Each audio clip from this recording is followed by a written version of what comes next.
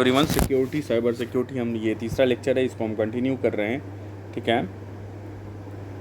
So the implications of security in India due to cyber attack, क्या क्या implications हैं देखा जाता है। I will be slow, so आप प्ले स्पीड तेज़ करके देख लेना। 2012 एक high profile cyber attack, it breach the email accounts of 12,000 people. कहाँ की बात है ये? Ministry of external affair, home ministry, DRDO and ITBP। तो 2012 में एक हाई प्रोफाइल साइबर अटैक हुआ था और ये ईमेल अकाउंट का ब्रीच था। लोग ईमेल अकाउंट्स के बारे में अटैक से इसके इंटरनल इन्फॉर्मेशन जो ईमेल अकाउंट से related personal and all that निकाली गई थी ऑफ 12,000 पीपल, जो ऑफिशियल्स थे किसके? Ministry of external home affairs, DRDO and तिबो। तो ऑफिशियल्स की DRDO के और इंडो तिब्बतियन बॉर्डर पुलिस के। पे 2013 की बात करें, द एग्जीक्यूटिव डायरेक्टर NPCIL के executive director, nuclear power corporation of India, stated that his company alone was forced to block up 10 targeted attacks a day. तो यहाँ पे 10 targeted attacks per day, 10 targeted attacks हो रहे थे per day, और इसको block किया जा रहा था nuclear power corporation of India limited द्वारा। 2013 की एग्जीक्यूटिव डायरेक्टर ने कहा था। फिर 32 lakh debit card were compromised in 2016। 2016 में 2016 में 32 lakhs were compromised. Hacking of email, Twitter accounts by group of hacker, ये सब चलता रहता है। हु कॉल देमसेल्फ लीजन कहते हैं ये लोग अपने आप को। And they claim their access to 40,000 servers in India. कहते हैं हमारे पास 40,000 सर्वर पे एक्सेस है in India. Encryption keys and certification, encryption keys हैं डिकोड करने के लिए, सर्टिफिकेट्स, ठीक है, तो ताकि एक्सेस कर सकें, ये यूज़ किया जाता है encryption keys and certificate. Used by some Indian banks and confidential medical data housed in servers of private hospital chain. तो ओवरऑल ये कहता है कि कई जो हैकर्स हैं ये ईमेल अकाउंट पे जाते हैं और लीजन कहा जाता है और ये एक्सेस करते हैं 40,000 सर्विस पे इंडिया में। Encryption keys and certificates use by some Indian banks, तो कुछ इंडियन बैंक्स इंक्रिप्शन कीज़ और सर्टिफिकेट्स यूज़ किया जाता है जो for to access to their safety net, access to their sites. तो उसको ये लोग डिकोड कर चुके हैं, encryption keys and certificates. And confidential medical data house in servers of private hospital chain. तो प्राइवेट हॉस्पिटल चेन में जो कॉन्फिडेंशियल मेडिकल डेटा है उसको भी एक्सेस किया जा चुका है इनके ज़रिए। फिर बात करते हैं food tech company Zomato discovered that data including name, email ID and hashtag password of 17 million users पर स्टोलन। 17 मिलियन यूजर्स पे स्टोल कर लिया गया था by an ethical hacker who demanded the company must acknowledge. ओहो, एथिकल हैकर थे और जिन्होंने सिर्फ इनको company must acknowledge its security vulnerabilities, बस याद दिलाने के लिए। And put up for sale on the dark web पे सेल के लिए भी डाल दिया। Oh my God. So they demanded the company must acknowledge security vulnerabilities and put up for sale on the dark web. ठीक है। The global WannaCry ransomware, कौन सा क्राई रैंसमवेयर था? Where that was for ask for ransom, तो एक malware था जो ransom के लिए डाल दिया गया था। Attack tools and tall India with several thousands of computers getting lock down by ransom seeking hacker. Ransom मांग रहे थे, क्यों? क्योंकि इंटरनल इन्फॉर्मेशन को लीक कर देंगे तो आप मुझे पैसा दो, मनी, प्रोवाइड मनी, वरना हम इंटरनल इन्फॉर्मेशन आपकी बाहर निकाल देंगे या पैसा आपके अकाउंट से निकाल लेंगे। Link to the attack also impacted system belonging to Andhra Police and state utilities of West Bengal। तो वेस्ट बंगाल की स्टेट यूटिलिटीज़ और आंध्रा पुलिस भी इम्पैक्ट इससे हुई थी। फिर पेटिया रैंसमवेयर अटैक हुआ था 2017 में, impacted the container handling function at the terminal operated by Danish firm. तो जवाहरलाल नेहरू पोर्ट ट्रस्ट पे एक डैनिश फर्म ऑपरेट कर रही थी कंटेनर हैंडल करने वाली, उस पर भी अटैक हुआ था। पेटिया रैंसमवेयर माना गया था। तो ये सारे रैंसमवेयर देखिए याद कर लीजिए, आप पेटिया है, ग्लोबल वानाक्राई है, ठीक है, और यहाँ पे आप ये लोग लीजन कहते हैं, दे हैव इंक्रिप्शन की certificates use by some banks. तो ये हो गया। Twitter cyber security statistics in India, आप देखिए क्या है। 146 million records are expected to be expose through data breaches between 2018 से 13 में 146 बिलियन रिकॉर्ड का डेटा ब्रीच हुआ है। डेटा एक्सेस किया गया है, illegal access to data. 73% of organisation are considered cyber novices, only 12% are called cyber expert. तो सिर्फ 11% साइबर एक्सपर्ट्स हैं, बाकी इनको कोई जानकारी नहीं ऑर्गेनाइजेशंस को। They are called cyber novices. So one cyber experts and they are cyber novices, and they are new to cyber information, cyber management, so they can't they don't have enough protection. फिर यहाँ पे आया है 61% data breach victim in 2017 were businesses under 1000 crore. 61% जो data 61% जो data access हुआ था, जो विक्टिम हुए थे डेटा से related, they were all companies. तो ये कंपनीज थी सारी, ठीक है. तो ये कंपनीज थी और जिनके अंडर 1000 एम्प्लॉय थे. Global average cost of data breach is 3.86 million, 38 lakh 38 lakh लगभग 60,000 ये कॉस्ट है, एंड इट्स इन डॉलर. और for US companies it is $7.91 million. 64% of customers said that they are unlikely to business with the company that has experience with sensitive data breach. तो जिन company के साथ data breach है 64% customer कहें उनके साथ काम नहीं करेंगे. 68% breaches two months or longer to discover. 68% में तो अवेयर ही नहीं थे. They were unaware of the data breach. They were unaware of the data breach. फिर यहाँ ये organisation face an average cost of $2.8 million when they lose 1% or less of customers as a result of breach. Breach की वजह से 1% से भी कम customer, अगर 1% से भी कम कस्टमर चले जाते हैं, ठीक है, डेटा ब्रीच की वजह से, तो लॉस होता है $2.8 million. $2.8 million, ठीक है. 68% तो पता ही नहीं चला. फिर ये 65% of companies have more than 500 users with password that never expire, ठीक है. तो 65% कंपनीज ऐसी हैं जिनके पास 500 यूजर्स है, more than 500 users with passwords that never expire. एक ही पासवर्ड लगा के चलते हैं, नहीं कि चेंज वेंज कर लें. Email is responsible for 92% of malware, ठीक है. Infections through fishing scam. Fishing scam होती है, धोखाबाजी होती है, तो ईमेल रिस्पॉन्सिबल होता है 92% ऑफ मेलवेयर के लिए. फिशिंग आपको पता है, फ़ोन कॉल करके मैनिपुलेट करना, गलत डेटा देना, हम इस बैंक से हैं, आप ये है वो है, ठीक है. दिस सीरीज़ भी आई हुई है, यू कैन सी इट.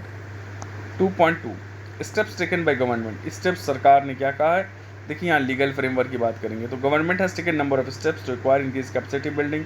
तो भाई लीगल है, टेक्नोलॉजिकल है, पब्लिक को अवेयर है, कई चीज़ें आ जाएंगी स्टेप्स.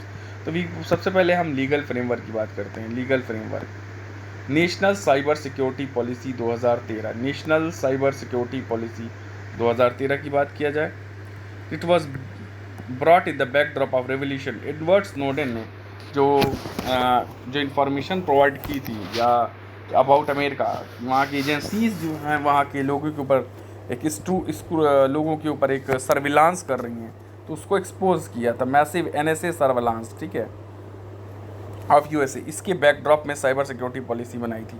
तो सेटअप 24/7 24 घंटा चलने वाली national critical information infrastructure protection, NCIIPC, national critical information infrastructure protection centre बनाना. Create a task force of cyber security professionals in 5 years. कितने 5 lakh cyber security professional. Physical schemes बना, benefits to businesses for adoption of standard security practices, जो world में international security practices world में use हो रही हैं और अपडेट होना है. द टेक्नोलॉजिकल और साइबर सिक्योरिटी डेवलपमेंट जो वर्ल्ड में हो रहा है उससे यूज टू अडेप्ट करना. डिज़ाइनेट, ये मैं एक्स्ट्रा पॉइंट कुछ बोला हूँ, डिज़ाइनेट CERT, ठीक है, intelligence as a national nodal agency to coordinate cyber security related matters and have the local state bodies to coordinate with the respective levels. So we will further see CERT on all that. Then use of open standard for cyber security. Develop a dynamic legal framework, ठीक है, dynamic, तो which can adapt to changing situations. तो it will be dynamic, changing situation के हिसाब से हो, present situation के, to address cyber security challenges, क्योंकि challenges बढ़ते जा रहे हैं और नए नए देखिए टेक्नोलॉजिकल अपग्रेडेशन हो रहा है दिन पे दिन. टेक्नोलॉजी इवॉल्व कर रही है, तो आपको सिक्योरिटी भी इन्वॉल्व करना पड़ेगा, पॉलिसीज़ भी चेंज करके इवॉल्व करनी पड़ेगी. फिर यहाँ पे है wider use of public infrastructure for government services.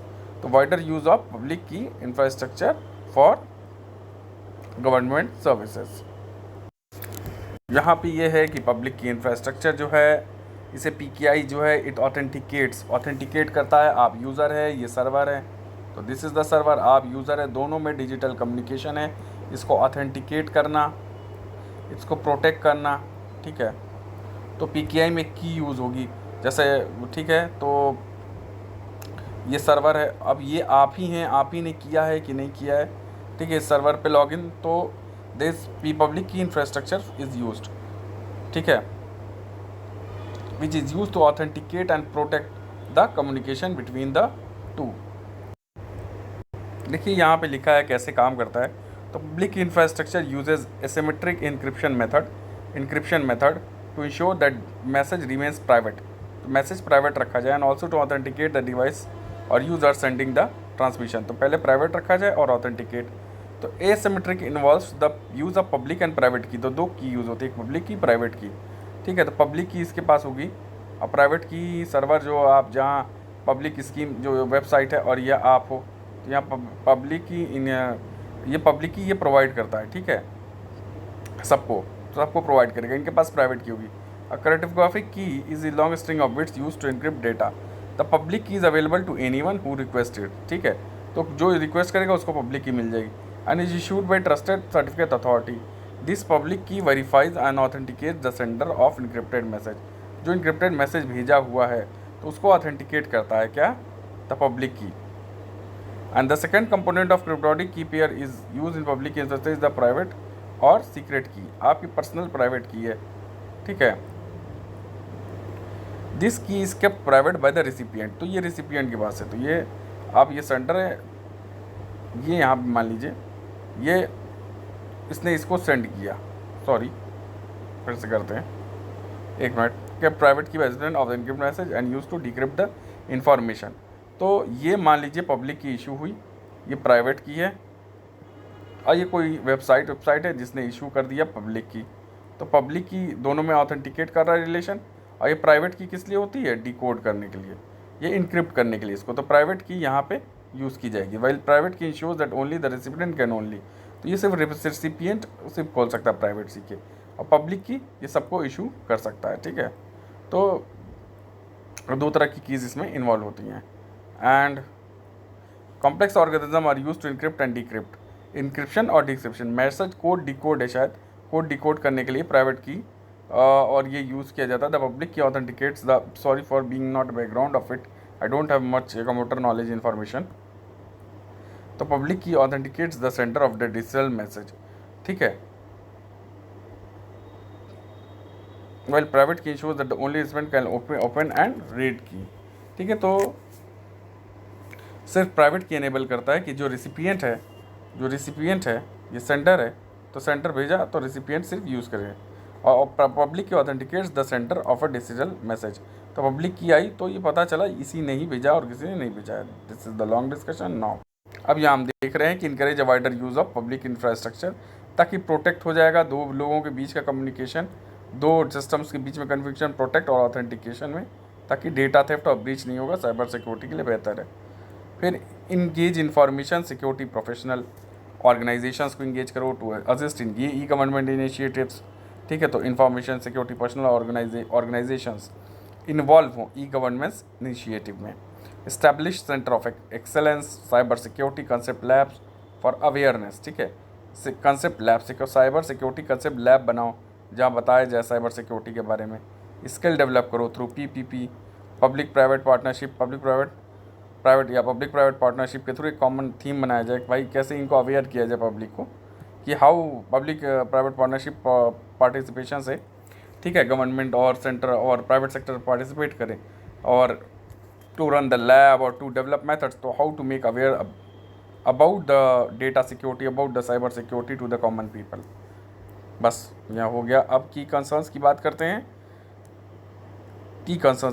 National cyber security policy 2013 में आया, mainly cover defensive and responsive measures and makes no mention of the need to develop offensive capacity के लिए नहीं है, डिफेंसिव और रिस्पॉन्स हमारे ऊपर जब अटैक होगा। The cyber security policy suffers from lack of proper implementation अभी भी प्रॉपर इम्प्लीमेंटेशन नहीं हुआ है with respect to provisions like recruitment 5 lakh professional अभी भी। तो ये प्रोविज़न खास करके 5 लाख प्रोफेशनल हायर करना है, इससे रिलेटेड अभी भी implementation it is inadequate to balance cyber security need with the need to protect civil liberties of Indians through privacy right.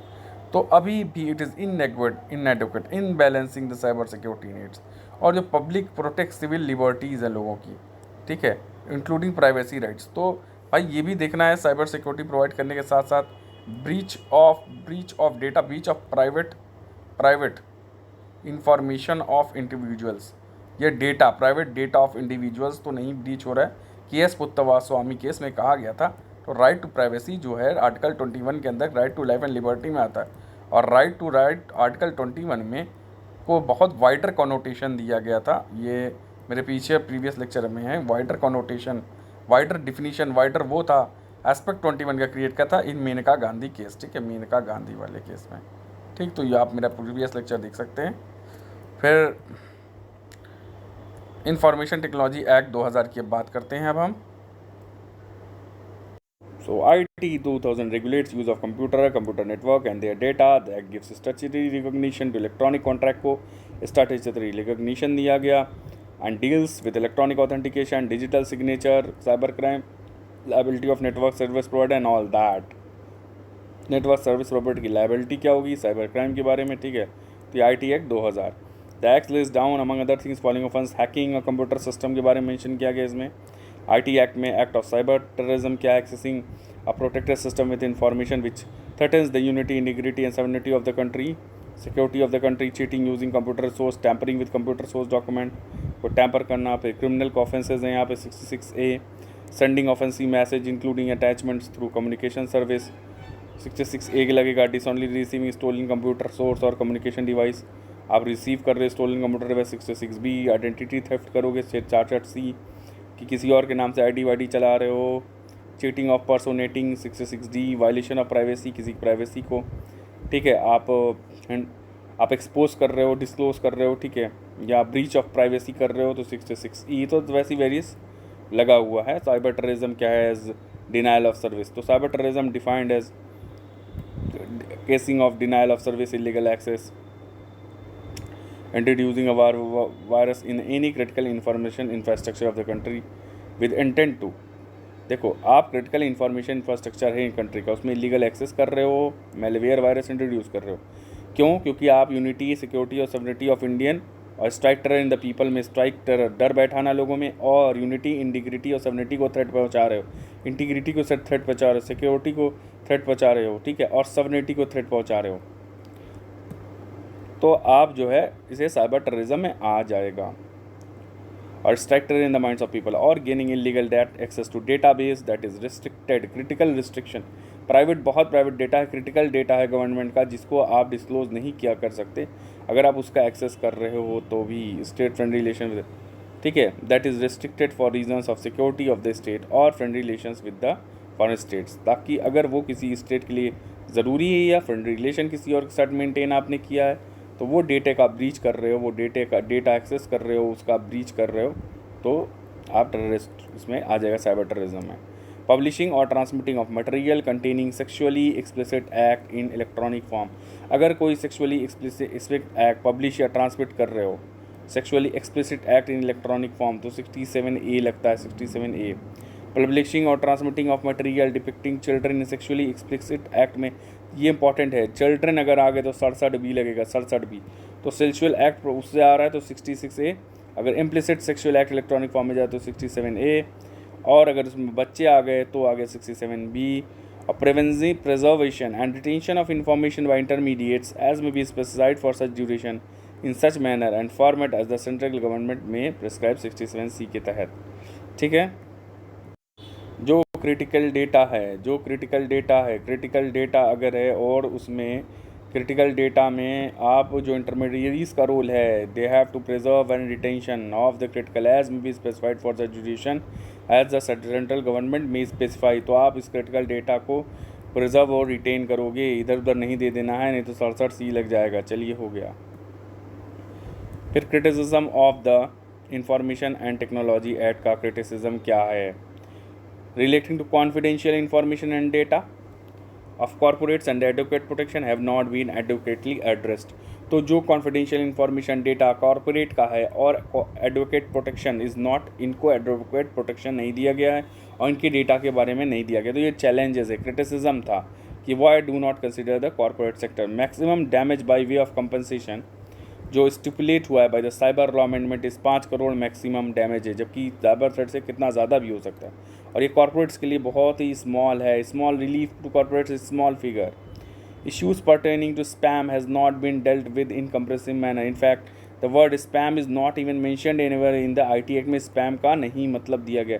It is pertinent to note that the countries like USA, New Zealand and Australia have demonstrated their intention to fight against spam by coming across anti-spam legislation. तो anti-spam legislation US, Australia, New Zealand में किया गया। This make India heaven for spam. It does not address this jurisdictional issue. तो यहाँ के jurisdiction में spam का तो कोई है ही नहीं, तो spam heaven बन गया। Numerous activities on the internet takes place in different jurisdiction and there is need for enabling the Indian authority to assume the enabling jurisdiction over data information impacting in India in a more comprehensive way। ठीक है, तो current law में legislation लाइए और ऐसा करिए। फिर इसके बाद की बात करते हैं हम, it's a longer topic, knee 41 pages, so we'll cover in 3 or 4 lectures, maybe 2 more lectures will take place। Draft information and technology intermediate guideline amendment rule 2008। तो draft information technology 2018 intermediary guideline amendment rules to deal with cyber crime. The intermediary guideline 2011 requires intermediaries to prohibit user from hosting certain content on its platform. तो कुछ content आप जैसे obscene content नहीं डाल सकते हैं। The draft rules prohibit new category of information that is content which threatens public health और safety. यहाँ देखते हैं इंटरमीडियरीज क्या। Intermediaries are entities that store और transmit data on behalf of other person and include internet और telecom services. तो ये जो इंटरनेट टेलीकॉम सर्विसेज हैं, provider service providers and online market places, तो इनके लिए कहा है कि ये ऑब्ससीन डेटा नहीं डालेंगे। The draft rules prohibit new category of information जैसे पब्लिक हेल्थ और safety. Intermediaries must within 72 hour provide assistance to any government agency assistance दो। Further they must be capable of tracing of the originator जो कहाँ से ये आया है, कहाँ से ये ओरिजिनेटर के बारे में पता करो। ठीक है, जिसने गलत इन्फॉर्मेशन या ऐसा कंटेंट डाला हुआ है। Intermediaries must deploy technology based automated tool to identify and remove public access to unlawful information. तो अनलॉफुल इन्फॉर्मेशन पे पब्लिक एक्सेस ना हो, ऐसा टूल डेवलप करिए। Further intermediaries with more than 50 lakh users must incorporate a company in India. जिसके 50 लाख से ज़्यादा user हैं उसको इनकॉर्पोरेट होना है as a company in India. कितने लाख से ज़्यादा? 50 लाख से ज़्यादा। फिर IT Act was amended in 2008 to provide exemption to intermediaries from liability to any third party information, among others. Following this, the IT rules 2011 were framed under section 79(2) of the Act to specify the due diligence requirement for intermediaries to claim such exemption. तो ये exempt किया गया था IT Act में to provide exemption to intermediaries from liability, ठीक है, for any third party information। ये liable नहीं है, अमंग अदर्स लाइबिलिटी से कोई third. Following this IT rule 2011 framed हुआ था, ये लॉ बनाया गया due diligence requirement for intermediates to claim such exemption. ठीक है,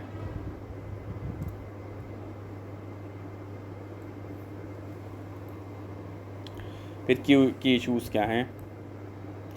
intermediaries are required to prohibit publication of content that threatens public health, ये सब हो गया।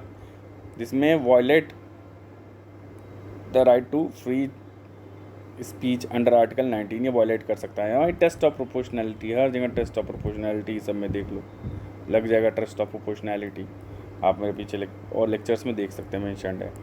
Intermediaries are required to deploy automated tool for removing access to unlawful content, ये हो गया। This may be contrary to the reasoning of ससून, recent Supreme Court judgment आया था, इसके अगेंस्ट काम करता है। ठीक है, ताकि टूल लगा जाए for removing access to unlawful content. तो कोई एक जजमेंट था, we will have to watch it, which judgment is there, will discuss later. Intermediate with more than 50 lakh user, अब इनको इनकॉर्पोरेट करना है एज अ कंपनी, और it is unclear and how to this number will be calculated. Therefore an intermediary will find it difficult to determine if it is required to set up a company in India under this provision। ठीक है,